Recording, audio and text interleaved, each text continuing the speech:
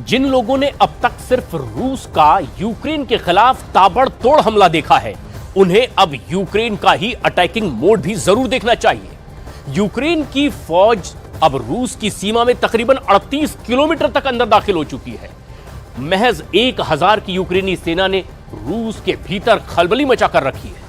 रूस के कई गांवों पर कब्जा करने का भी दावा किया गया है। तो रूस ने कहा है कि यूक्रेन को आगे बढ़ने से तो फिलहाल रोक दिया गया है, लेकिन 2.5 साल तक जो रूस यूक्रेन को तबाह और बर्बाद कर रहा था, अब अपनी ही जमीन को बचाने के लिए जंग लड़ने के लिए आखिर क्यों मजबूर हो गया है। हमारी इस खास रिपोर्ट में देखिए क्यों कहा जा रहा है कि ज़ेलेंस्की के देश में अब आएगा एक नया जलजला।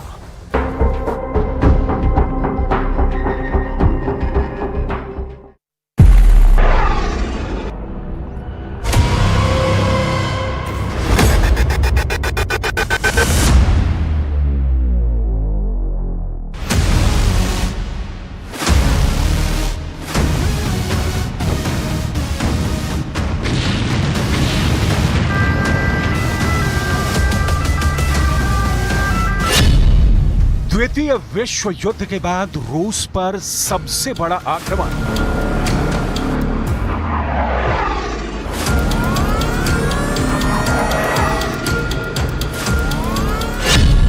रूस के 38 किलोमीटर तक अंदर घुस गई यूक्रेन की सेना।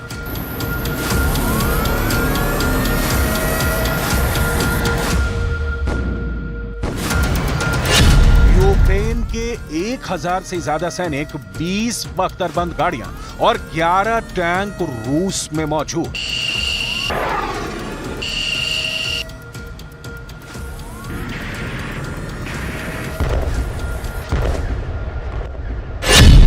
यूक्रेन ने रूस के कई गांवों पर किया कब्जा।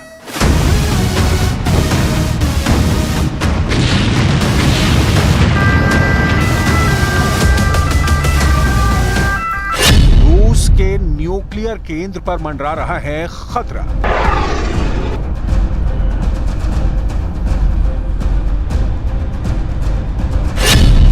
76,000 लोग घर छोड़ने पर हुए मजबूर।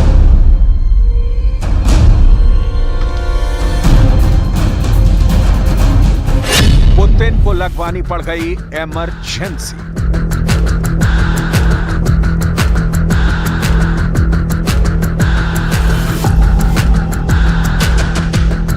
2.5 साल की वॉर के बाद यूक्रेन का यह सबसे बड़ा पलटवार है। युद्ध का रुख किस लेवल पर बदल चुका है, तस्वीरें इसकी गवाह हैं। यूक्रेन ने रूस के कुर्स्क इलाके पर मिसाइलों, तोप, गोलों से बड़ा हमला किया, जिसमें 13 लोग गंभीर रूप से घायल हो गए। रिपोर्ट के मुताबिक यूक्रेन की दागी गई मिसाइल एक आवासीय इमारत पर गिरी, जिससे इमारत में आग लग गई। यूक्रेन की फौज अब तक रूस के हमलों को रोकने के लिए डिफेंसिव मोड में थी, लेकिन अब तो रूस में घुसकर हमले कर रही है। हमले भी ऐसे कि रूस के राष्ट्रपति व्लादिमीर पुतिन की रातों की नींद हराम हो गई है। राष्ट्रपति पुतिन ने सिक्योरिटी काउंसिल की मीटिंग की है। मीटिंग के बाद तत्काल रूस ने यूक्रेन से लगे 3 बॉर्डर की ओर टैंक और तोप रवाना कर दिए हैं। रूस ने 3 क्षेत्रों में बड़े पैमाने पर आतंकवाद विरोधी अभियान शुरू किया है। कोर्स्क, बेलगोरोद, ब्रायांस्क में रूसी फौज की तादाद बढ़ाई जा रही है। रक्षा मंत्रालय ने अग्रिम मोर्चों पर अपनी सैन्य क्षमताओं की एक बड़ी तैनाती की घोषणा की है।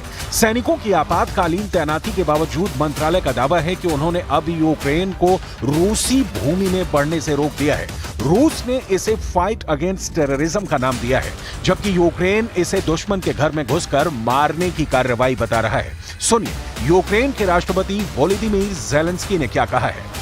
І сьогодні кілька разів вже доповідав головком Сирський щодо фронту та наших дій і витисканню війни на територію агресора. Дякую кожному нашому підрозділу Сил оборони, які це забезпечують. Україна доводить, що дійсно вміє повертати справедливість та гарантує саме такий тиск, який потрібен – тиск на агресора. युद्ध में अब तक हमलावर रूस बैकफुट पर तो दिख रहा है, लेकिन ऐसा भी नहीं है कि यूक्रेन के खिलाफ रूस के हमले कमजोर और कम हो गए हैं। आपको आगे दिखाएंगे कि कैसे रूस की सेना ने यूक्रेन पर ताजा हमले किए हैं, जिसने यूक्रेन में नया जलजला पैदा कर दिया है। उसके पहले देखिए यूक्रेन की रूस के खिलाफ हमले की कैसी खतरनाक योजना है। रूस के कुर्स्क इलाके में भीषण युद्ध छिड़ गया है। हमले से हैरान पुतिन की सेना यूक्रेनी हमले को रोकने के लिए हर कोशिश कर रही है। रूस को यूक्रेन पर कब्जा करने से ज्यादा अब अपनी जमीन को वापस हासिल करने के लिए संघर्ष करना पड़ रहा है। बताया जा रहा है कि यूक्रेन की सेना पिछले 4 दिनों से लगातार हमला कर रही है। रूसी रक्षा मंत्रालय के मुताबिक यूक्रेन की 22वीं मैकेनाइज्ड ब्रिगेड के 300 से ज्यादा सैनिकों ने 11 टैंकों और 20 से अधिक बख्तरबंद लड़ाकू वाहनों के साथ निकोलाएव दारिनो और ओले शन्या की बस्तियों के पास रूसी सीमा सुरक्षा चौकियों पर हमला किया।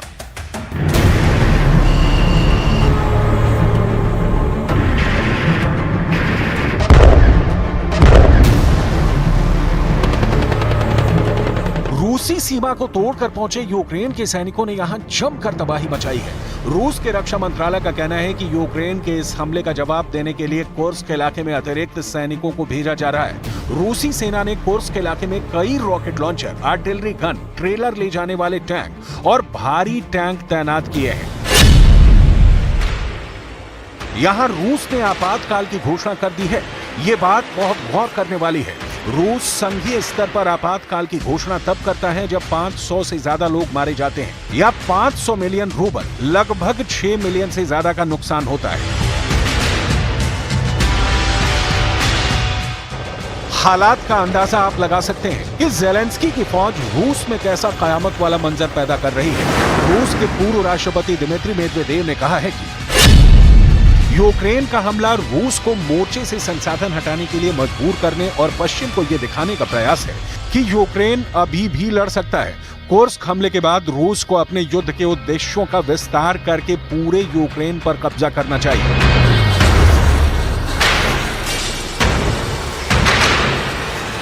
अपनी ही जमीन पर यूक्रेन की सेना को आगे बढ़ने से रोकने के लिए रूस की फौज बेहद खतरनाक इस्कंदर मिसाइलें फायर कर रही है।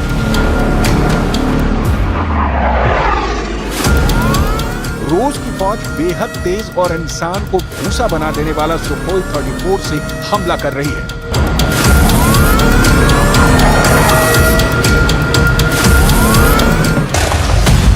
यूक्रेन की ओर से ऐसे हमलों की आशंका पुतिन को कतई नहीं होगी।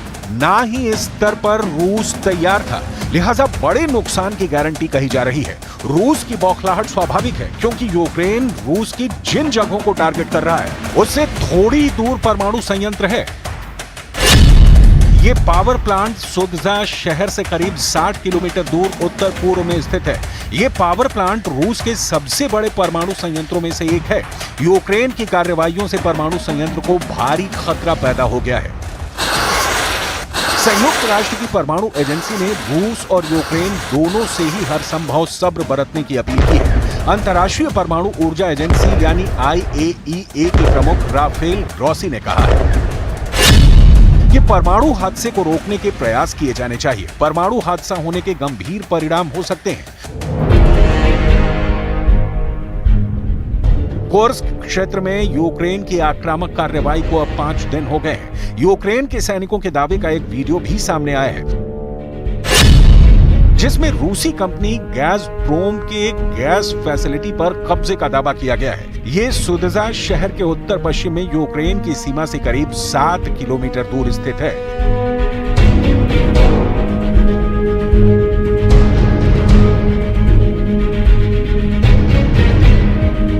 ऐसा लग रहा है कि युद्ध में अब तक तबाही झेलते यूक्रेन ने रूस को बर्बाद करने की कसम खा ली है। यूक्रेन आक्रामक है लेकिन रूस कमतर कहीं से नहीं दिख रहा है। रूस ने यूक्रेन पर किया हवाई स्ट्राइक। राजधानी कीव में मिसाइल अटैक का अलर्ट।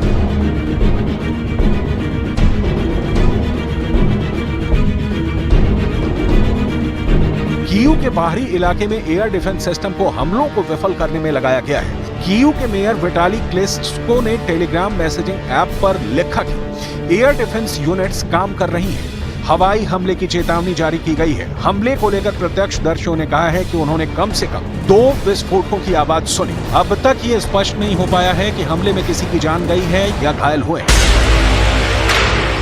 एक दिन पहले एक रूसी विमान की ओर से यूक्रेन के शॉपिंग मॉल पर मिसाइल के जरिए हमला किया गया। पूर्वी डोनेट्स्क इलाके में किया गया यह हमला शहर के रिहायशी इलाके में हुआ, जिसमें कम से कम 11 लोग मारे गए जबकि 44 लोग गंभीर रूप से घायल हो गए। रूस अब अपनी जमीन पर भले ही युद्ध के लिए बाध्य हुआ है, लेकिन यूक्रेन को जला डालने में कोई कोर कसर नहीं उठा रहा। Sumy, Kharkiv, Donetsk, Pokrovsk, Toretsk, Kramatorsk. राष्ट्रपति ज़ेलेंस्की के सामने 2 चुनौतियां हैं। पहली, यूक्रेन को रूस के हमले से बचाना और अब रूस के भीतर घुसकर उसके संवेदनशील स्थानों को टारगेट करना।